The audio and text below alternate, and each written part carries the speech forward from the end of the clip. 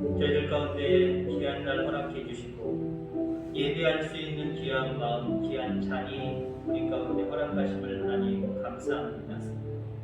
어느덧 2월달이 되었고 2월 3일 수요 예배로 하나님 앞에 영광을 올려드립니다.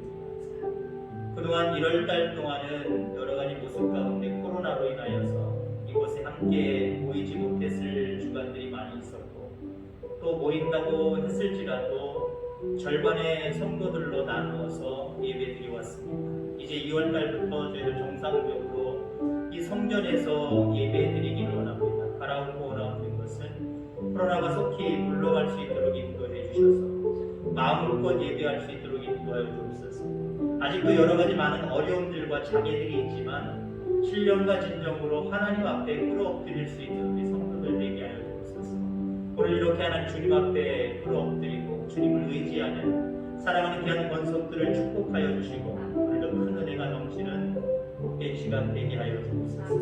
예수님의 이름으로 기도하옵나이다. 아멘. 주의 친절한 화려한 빛에 지존하신 주님 이름 앞에 연속해서 찬양하겠습니다.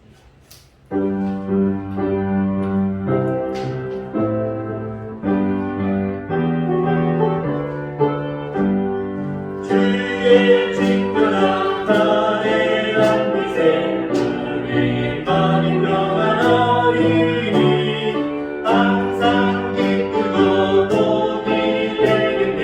영원하신 화려한 빛에 주의 발에 빛으신 화려한 빛에 주의 발에 영원하신 화려한 빛 날이 갈수록 주의 사랑이 주를 강력하게 비치고 전성가니 편히 가니 영원하신 화려한 빛에 주의 발에 빛으신 화려한 빛에 주의 발에 영원하신 화려한 빛에 주의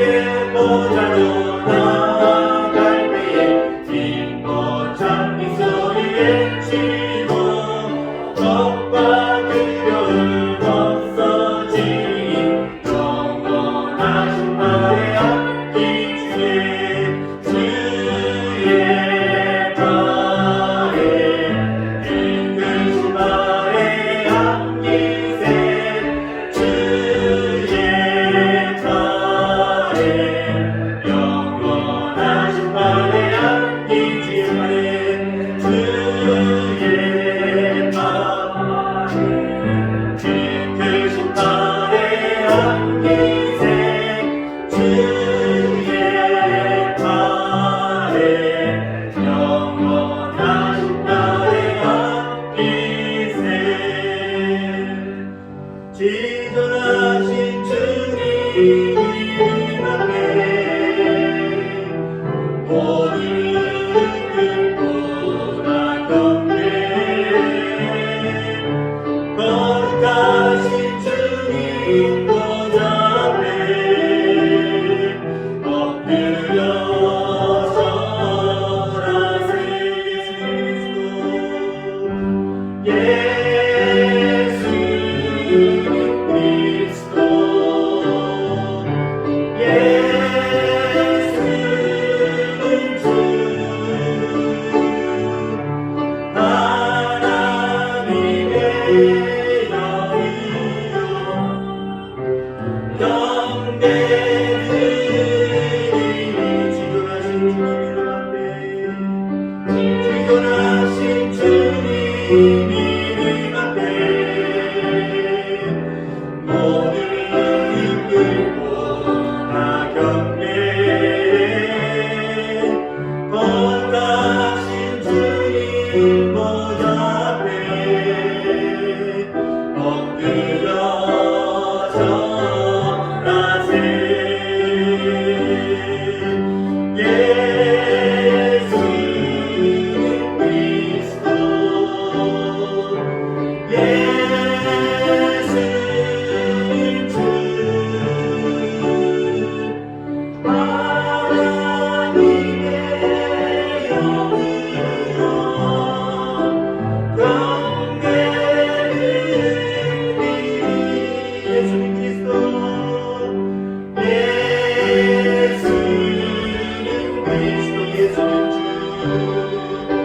예수는 주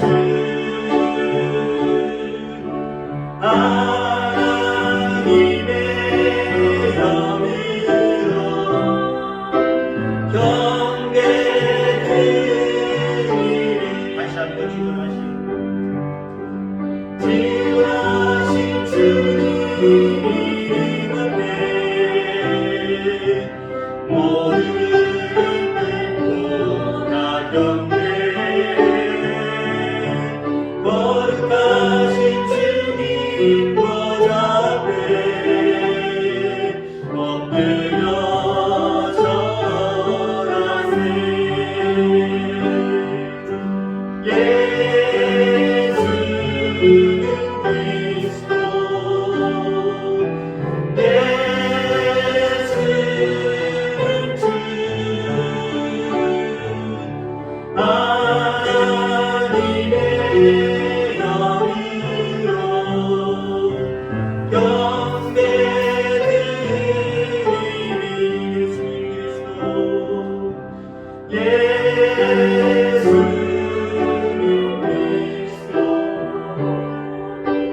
예수는 주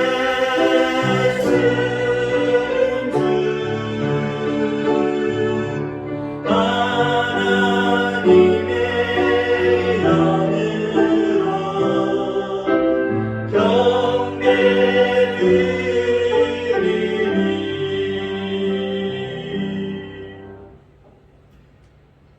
우리가 왜 예수님 앞에 무릎 꿇고 예배해야 됩니까? 그분은 그리스도이시기 때문에 그렇습니다.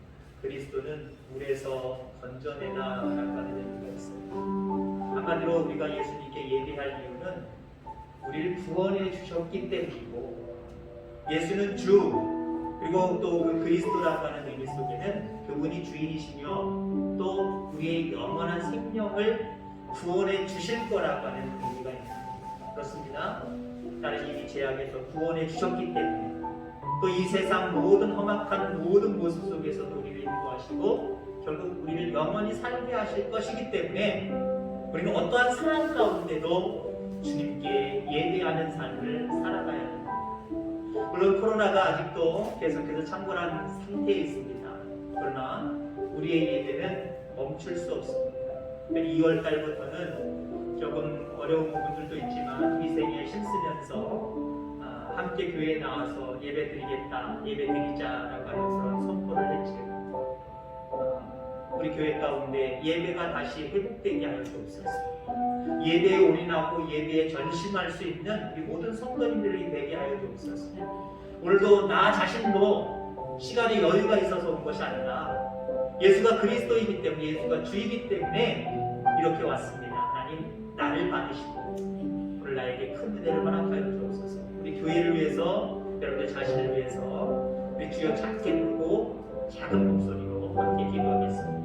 주여, 아버지는 사랑하세요. 하나님, 우리가 오늘 기도받으게 하시니 귀한 친구를 받았습니다.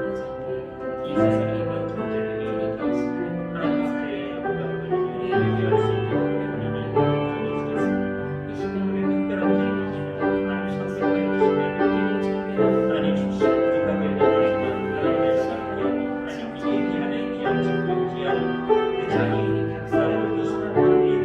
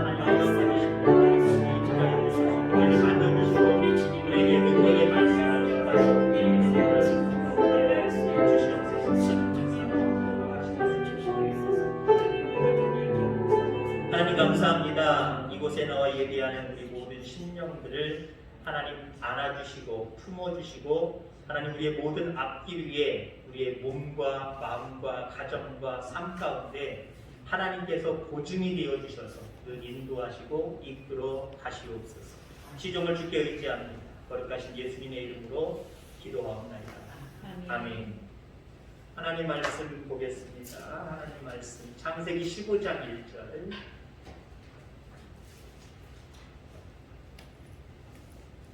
성경 제일 처음 구약성경 창세기 15장 1절서부터 11절까지 말씀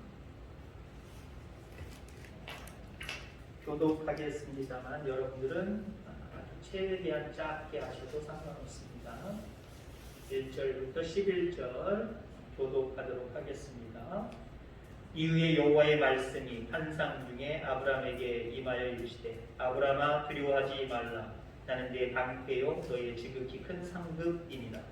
아브라함이 이르되 주 여호와여 무엇을 내게 주시려 하나이까. 나는 자식이 없사오니 나의 상속자는 이 다메섹 사람 엘리에셀이니이다. 아브라함이 또 이르되 주께서 내게 씨를 주지 아니하셨으니 내 집에서 길린 자가 내 상속자가 될 것이니이다. 여호와의 말씀이 그에게 임하여 이르시되 그 사람이 내 상속자가 아니라 내 몸에서 날 자가 내 상속자가 되리라 하시고 그를 이끌고 밖으로 나가 이르시되 하늘을 우러러 무표를 셀 수 있나 보라. 또 그에게 이르시되 내 자손이 이와 같으리라. 아브라함이 여호와를 믿으니 여호와께서 이를 그의 의로 여기시고 또 그에게 이르시되 나는 이 땅을 내게 주어 소유를 삼게 하려고 너를 갈대아인의 우르에서 이끌어낸 여호와니라. 그가 이르되 주 여호와여 내가 이 땅을 소유로 받을 것을 무엇으로 알리까. 여호와께서 그에게 이르시되 나를 위하여 3년 된 암소와 3년 된 암염소와 3년 된 순양과 산 비둘기와 집 비둘기 새끼를 가져올지니라. 아브라함이 그 모든 것을 가져다가 그 중간을 쪼개고 그 쪼갠 것을 마주 대하여 놓고 그 새는 쪼개지 아니하였으며 솔개가 그 사체 위에 내릴 때에는 아브라함이 쫓아더라. 아멘. 반갑습니다. 오랜만에 뵙는 성도님들도 계시고요. 어찌됐든 간에 2월 달부터 아직도 조심해야 될 일들이 많이 있습니다만은 우리가 함께 이곳에서 모여서 예배 드릴 수 있어서 감사하고요. 또 한편으로는 그래도 많은 분들이 좀 사모하고 많이 나왔으면 좋겠는데 그렇지 못해서 좀 아쉬움이 있습니다. 저희 큰아들이 둘째 아들이 우려 먼저 군대 갔다 벌써 제대를 했고요. 큰아들이 작년 10월 달에 11월 2일 날 군대에 들어가서 2월 1일 날 드디어 일병으로 진급을 받았습니다. 제가 군대 생활할 때보다는 훨씬 빨라요. 군대 들어간 지 얼마 안 됐는데 벌써 작대기가 2개 들었고요. 작대기 2개를 얻으면 2개를 달면은 가장 그 사람들 본인들이 정말 좋아하는 일은 뭐냐면은 휴가를 나갈 수 있다는 겁니다. 근데 못 나옵니다. 왜냐하면 코로나 때문에. 지금 자기 말고도 선임들이 나가려고 줄 선 사람이 그냥 쫙 있대요. 왜요? 그동안 코로나 때문에 정상적인 외박, 외출, 휴가 전혀 안 됐거든요. 그러니까 저희 아들보다 먼저 거기 들어가서 군에 들어가서 있던 사람들이 휴가를 가야 되는데 휴가를 못 가는 거예요. 휴가 못 가면 어떡하냐. 그 사람들 나중에 제대할 때 다 된 사람들은 제대가 빨라진대네요. 한편으로는 아쉽지만 한편으로는 제대 남겨둔 사람들은 그만큼 제대를 빨리 할 수 있어서 좋은 것 같기도 해요. 근데 저희 아들 같은 경우는 내년 5월이죠? 5월쯤에 제대입니다. 그러니까 코로나가 그때까지 계속 기승을 할는지는 모르겠습니다만은 멈춰주리라 믿습니다. 그러면 밀린 휴가들 다 언제인지 모르지만 나오게 될 거예요. 여러분 생각해 보세요. 군인들이 어떤 상황 가운데 휴가를 내가 가야 될 날짜에 가지 못하고 밀려있다고 생각해 보세요. 기다려지는 거예요. 그래서 그게 풀렸다. 이제 가게 됐다. 그럼 너 갈 차례야 가. 안 갈래요? 하는 군인들이 있을까요? 포기할래요? 라고 하는 군인들이 있을까요? 아마 좋다고 큰 소리 외치면서 춤까지 추면서 잘 됐다고 기다린 게 됐다고 아주 좋아할 겁니다. 그리고 당장 휴가증을 받아서 그 날짜에 바로 나올 겁니다. 저는 우리 성도님들이 예배에 대해서 그런 태도를 좀 가졌으면 좋겠다라고 생각이 되어집니다. 아니 이건 제 뜻만이 아니라 하나님의 뜻일 수도 있어요. 그동안 어찌됐든 간에 마음껏 예배 드리는데 장애가 있었단 말이죠. 그 장애가 코로나 때문에, 정부의 정책 때문에, 교회의 행정 때문에 내가 마지못해서 나는 가고 싶은데 뭔가 울타리가 쳐져서 못 갔을 수도 있단 말이에요. 이게 어느 정도 완벽하진 않지만 터졌단 말이죠. 그러면 기대하는 마음으로 주님 전에 참 왔으면 좋겠는데, 자 그래서 제가 우리 성도님들의 믿음을 다 100% 어떤 분의 믿음은 이렇고 어떤 분의 믿음은 어떻고 제가 다 알 수도 없고요. 점수를 매긴다는 것 자체가 이게 교만입니다. 그러나 여러분들도 그렇지만 나름대로 성도님들의 믿음에 대해서 생각을 해보게 됩니다. 우리 내남제일교회 성도님들의 믿음은 어떨까?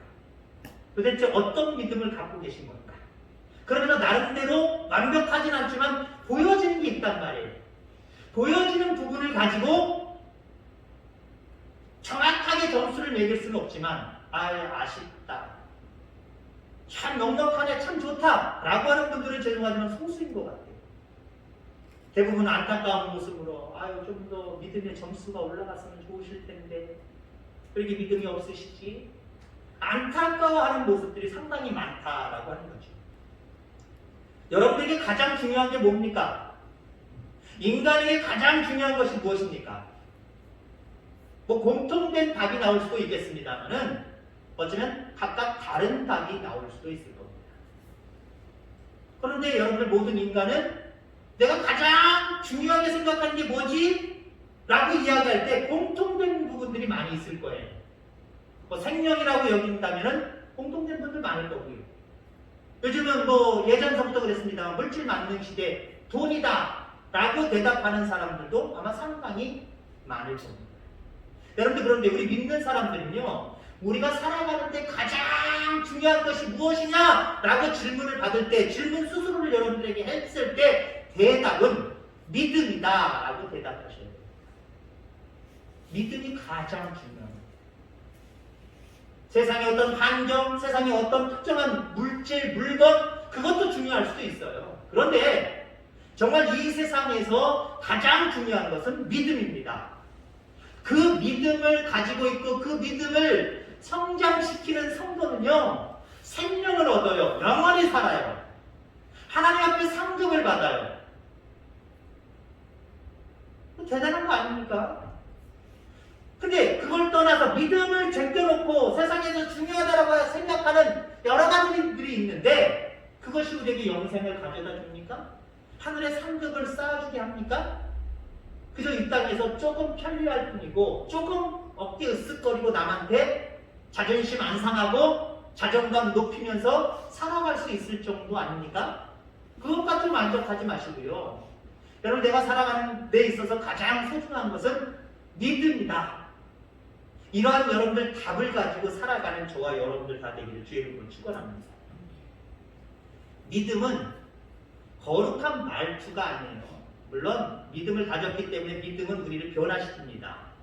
물론 말투도 변화시키고 모두 태도도 변화시키고 모든 것들을 변화시킵니다만은 그냥 단순히 내가 아름다운 말을 한다 이 정도가 아니라고 하는 거죠.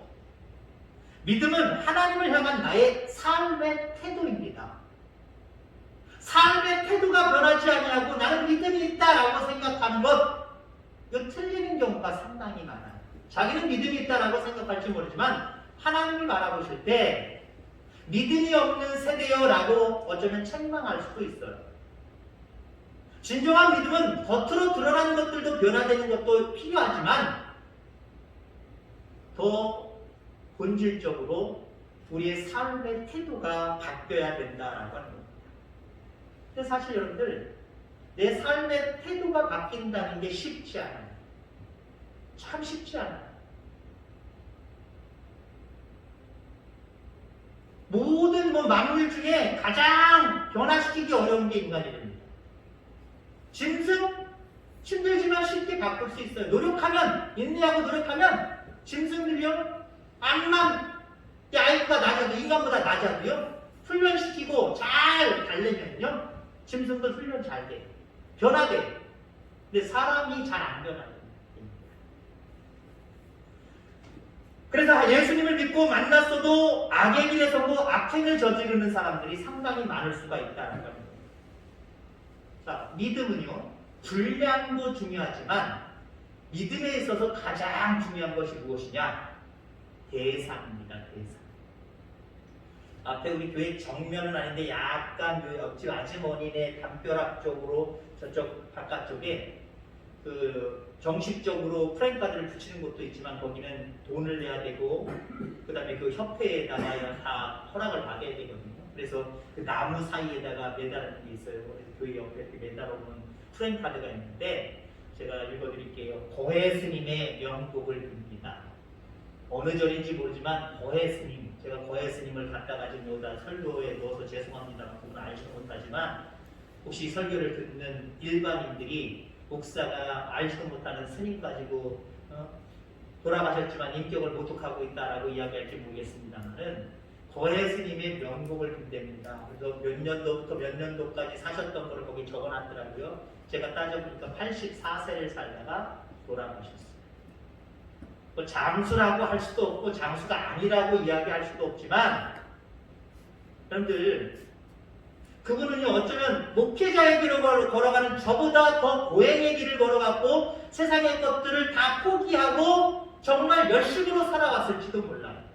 근데요, 제가 자부하는 것은 그분은 어떤 종교적인 열심이 있고 어떤 삶을 살아왔는지 저보다 나은 삶을 살아갈 수도 있었지만 죄송한 표현이지만 그분은 대상이 잘못됐어요. 믿음의 대상이 잘못됐어요. 명복이라는 건 뭡니까? 죽은 사람이 저 세상에 가서 받는 복을 얘기하는 겁니다. 여러분, 우리는 하늘의 복, 영원히 사는 복, 이거 밑에 살아있는 사람들이 빌어준다고 하나님 나라에서 바뀌지 않아요. 대상을 잘못 정했고요. 여기서 불신자들이 명복을 빌어준다고 해서 그분이 지옥 갔는데 천국으로 바뀌는 거 아니에요. 그 바꾸는 사람은 물론 하나님이시지만 본인이 이 땅에서 정확한 믿음의 대상을 정해놓고 믿을 때 여기서부터 결정나는 거예요. 여러분들의 믿음은 그 대상이 명확함을 확신하기를 주의 이름으로 축원합니다. 하나님이시죠. 우리 주님이시잖아요. 물론 믿음의 분량도 중요해요. 그러나 믿음의 분량보다 더 중요한 것은 믿음의 대상이라는 거죠. 살아계신 그 하나님을 믿을 수 있다라고 하는 것, 여러분들 큰 영광으로 여기시고요. 그 하나님을 더 영화롭게 하는 삶을 살아가는 저와 여러분들 다 되기를 주의 이름으로 축원합니다. 자, 믿음은 예배 행위가 아니라 삶 그 자체입니다. 그렇다고 해서 예배를 무시하는 것 아니에요. 예배는 기본적으로 깔고 가야죠. 그런데 그 예배 위에 뭐가 있어요? 우리의 삶 자체로 하나님 앞에 예배의 삶을 사는 것, 이게 진짜 믿음이다라고 하는 거죠. 우리가 흔히 얘기하는 이렇게 예배드리는 예배는 잘 드리는 분들이 있어요. 근데 그 삶 자체가 변화되지 않냐고, 그 삶 자체가 하나님 앞에 올려지는 삶이 아닌 분들이 있단 말이죠. 물론 우리는 완벽할 수 없습니다. 그러나 우리는 날마다 그 하나님을 대상으로 그 하나님을 영화롭게 하는 삶을 살아가야 돼요. 삶 자체가 하나님 앞에 예배가 돼야 될 줄 기억하기를 주의 이름으로 축원합니다. 우리는 우리의 힘으로 구원받을 수 없습니다. 성화의 삶, 하나님 앞에 그리스도의 장성한 분량에 이르기까지 성장해 가는 것, 이것도 우리의 힘으로 될 수 없다라고 하는 것.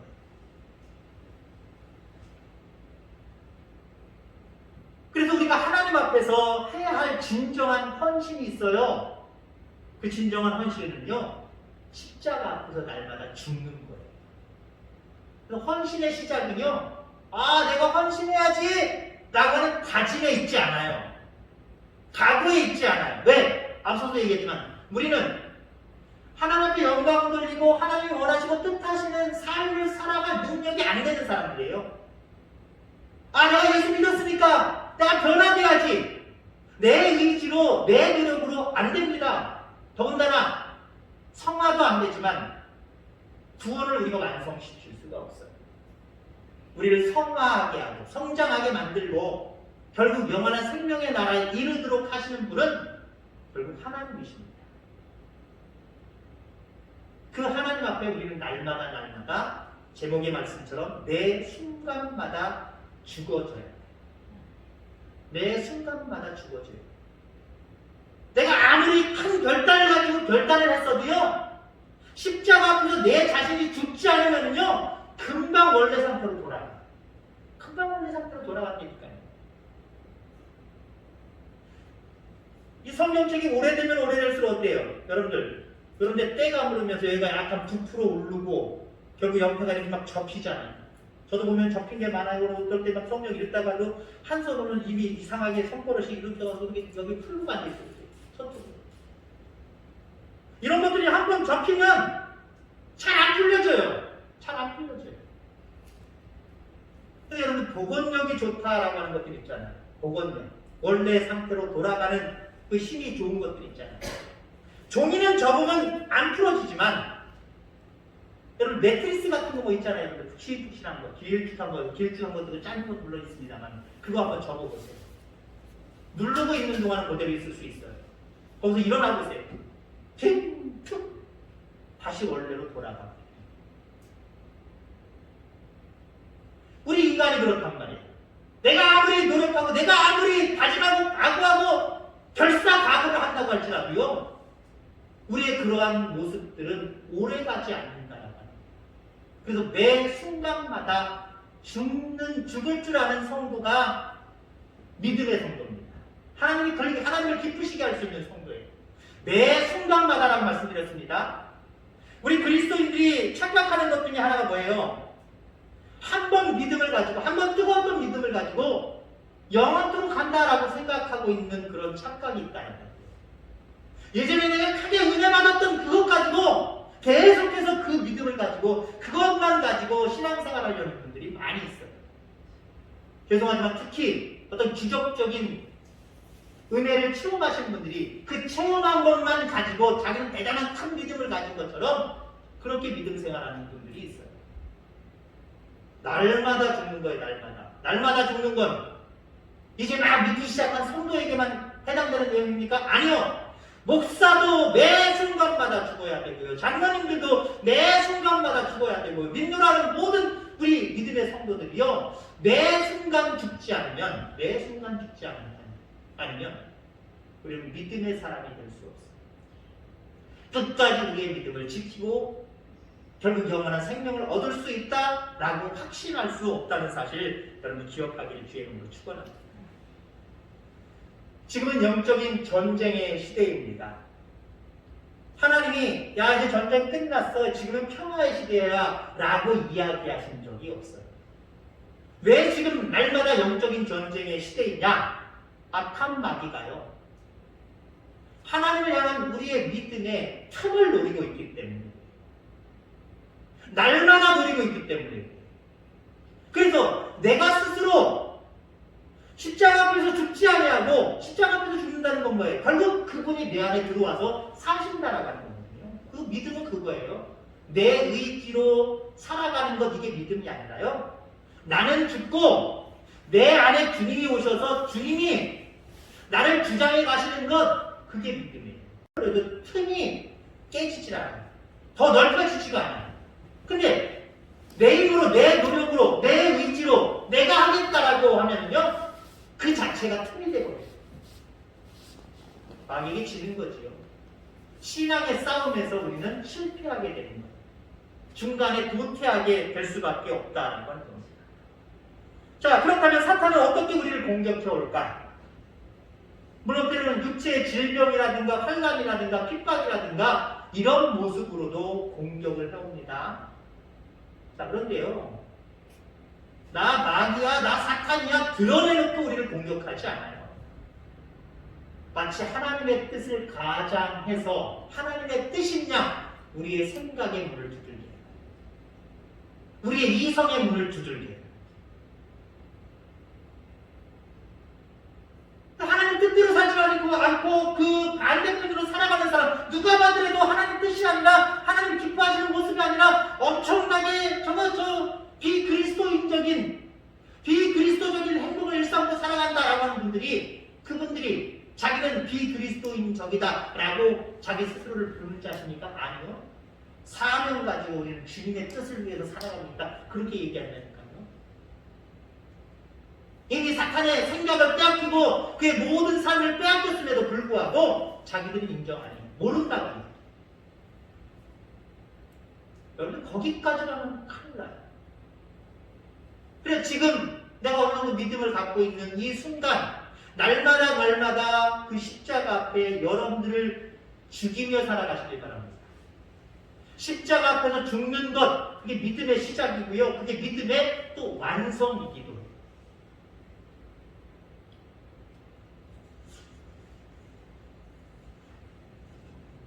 바울은 나는 매일 죽노라 라고 이야기합니다. 바울의 이야기가 아니라 여러분들의 이야기가 돼야 합니다. 오늘 하나님께서 본문에 말씀하시기를 아브라함에게 아들을 주시겠다고 약속을 합니다. 그때가 아브라함의 나이가 75세고 사라의 나이가 65세였습니다. 사실 75세, 65세도 아들을 얻는다고 하는 것이 생리적으로 사실 쉬운 때는 아니었어요. 완전히 포기해야 될 때는 물론 아니었지만 쉽지 않은 그런 연령대이었습니다. 그런데 아브라함은 그것을 믿었어요. 여러분 이성적으로 이해가 돼서 믿어지는 게 믿음 아니에요. 이성적으로 믿어지지 않는 것이 믿어지는 게 믿음이에요. 그러니까 우리의 힘으로 할 수 없다니까요. 믿음은요.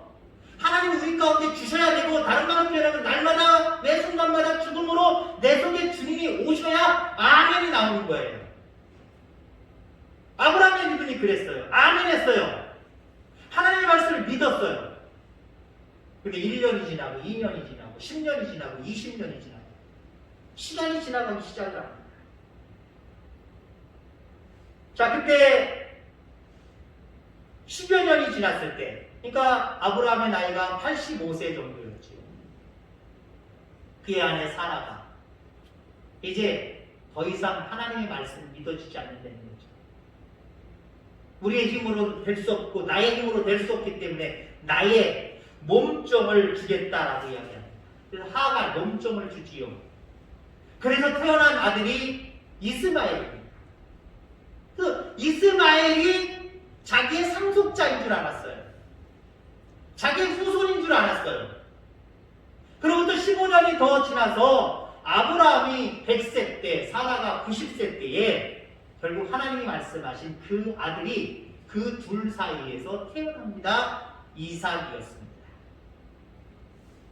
25년이 지난 때가 바로 하나님의 시기였다라고 하는 거죠. 왜 하나님은 주시겠다라고 하고 25년 동안 있다가 주셨을까요? 여러분 이것은 하나님이 하셨다는 것을 보여주기 위해서고요. 여러분 우리에게 하나님이 응답하실 때 언제 응답하세요? 내가 할 수 있다라고 생각할 때 안 주세요. 절대로. 하나님 나는 할 수 없습니다. 그래서 나는 십자가 앞에 날마다 내가 할 수 있다라고 하는 생각 죽습니다. 주님이 허락하시면, 주님이 역사하시면 그때 됩니다 라고 하는 믿음을 가질 때 그때 하나님의 역사는 우리 가운데 다가오는 거예요. 자기 힘대로 해서 나와서 이 사람이 바로 내 상속자다라고 생각했던 이스마엘 아닙니다.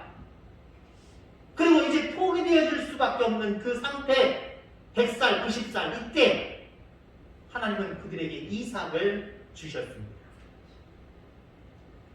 믿음은요 보이지 않는 하나님의 역사를 믿는 거예요.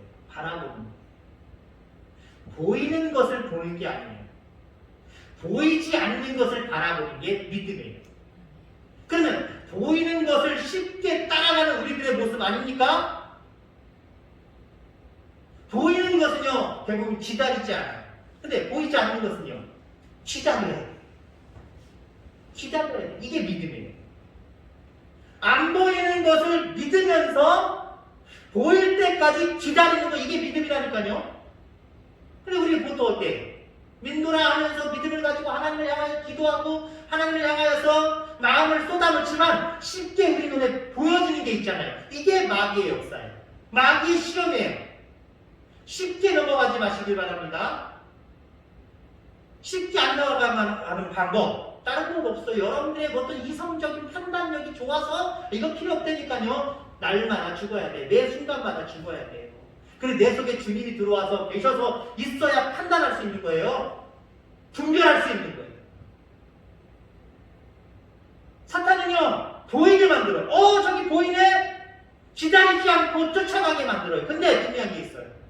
마치 사막지대, 여러분들 우리나라도 마찬가지지만 더울 때 저기서 아지랑이가 막 피어오르잖아요. 더운 사막지대에 아지랑이가 피어올라서 저기 물 있나 보다. 가도 물은 없어요. 물론 물이 오아시스 같은 물이 만날 수도 있겠지만 대부분 없어요. 신기루입니다. 있는 것처럼 보이지만 그래서 기다리지 않고 가봤더니 없는 거예요.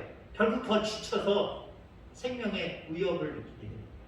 생명을 앗아가게 됩니다. 하나님의 역사는요, 많은 경우 보이지 않아요.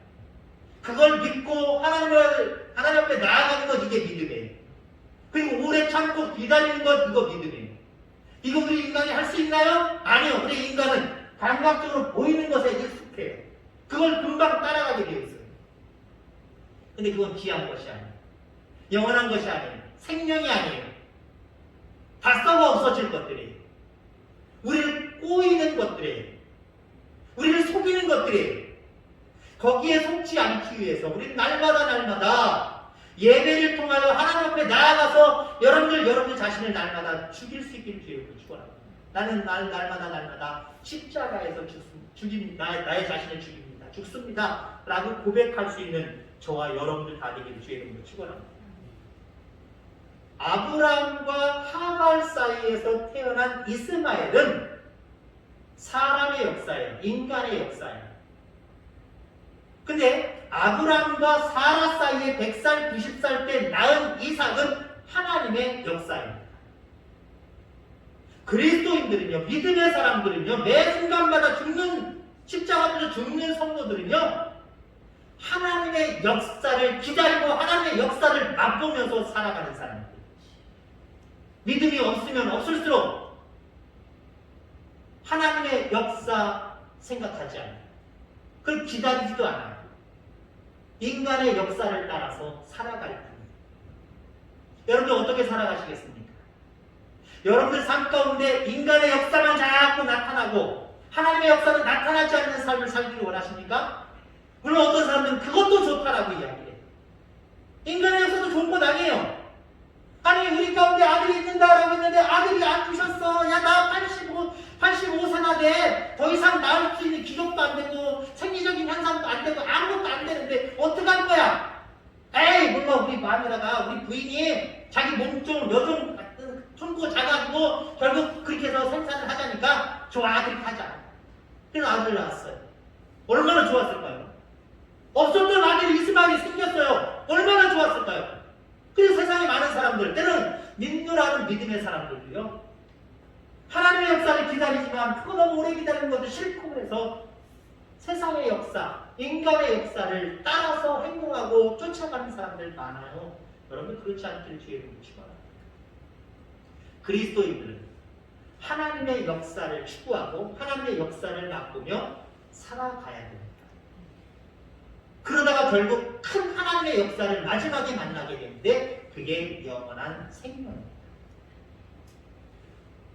날마다 내 속에서 내가 살아있어서 육신인 내가 살아있어서 인간의 역사를 따라가는 저와 여러분들 되지 말고 날마다 매 순간마다 십자가 앞에서 여러분들 나는 죽노라 라고 고백하면서 내 속에 주님 모시고 하나님의 역사를 따라서 그 그 역사를 기다리고 그 역사를 누리며 살아가는 우리 모든 성도님들 다니들 주의 이름으로 축원합니다. 기도하겠습니다. 하나님 아버지 감사합니다. 저를 믿음의 사람이 되게 하여 주옵소서. 특별히 아버지 하나님 점점 말세가 되어지면서 우리 가운데 우리의 이성과 우리의 감각을 유혹해서 하나님의 길에서 떠나게 하는 일들이 얼마나 많이 있습니까? 믿음의 길에서 멀어지게 하는 일들이 얼마나 많이 있습니까? 하나님 이러한 상황 가운데서 저희들 하나님과 멀어지지 않게 하여 주옵소서.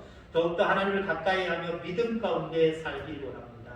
그러하기 위해서 매 순간마다 예배를 통하여 경건의 삶을 통하여서 날마다 매 순간마다 죽는 저희들 되게 하시고 내 속에 그리스도가 살아계심으로 말미암아 그분이 역사하시는 하나님의 역사 속에 살아가는 우리 모두가 되게 하여 주옵소서. 돌아가는 발걸음입니다. 하나님 친히 인도하여 주시고 우리의 삶 가운데 날마다 보호하시고 인도하시고 충만케 하시는 하나님의 역사가 있게 하여 주옵소서. 감사합니다. 거룩하신 예수님의 이름으로 기도하옵나이다. 아멘. 주기도하겠습니다. 하늘에 계신 우리 아버지의 이름을 거룩하게 하시고 아버지의 나라가 오게 하시고 아버지의 뜻이 하늘에서와 같이 땅에서도 이루어지게 하소서. 오늘 우리에게 일용할 양식을 주시고 우리가 우리에게 잘못한 사람 용서하여 준 것 같이 우리 죄를 용서하여 주시고 우리를 시험에 빠지지 않게 하시고 악에서 구하소서. 나라와 권능과 영광이 영원히 아버지의 것입니다. 아멘.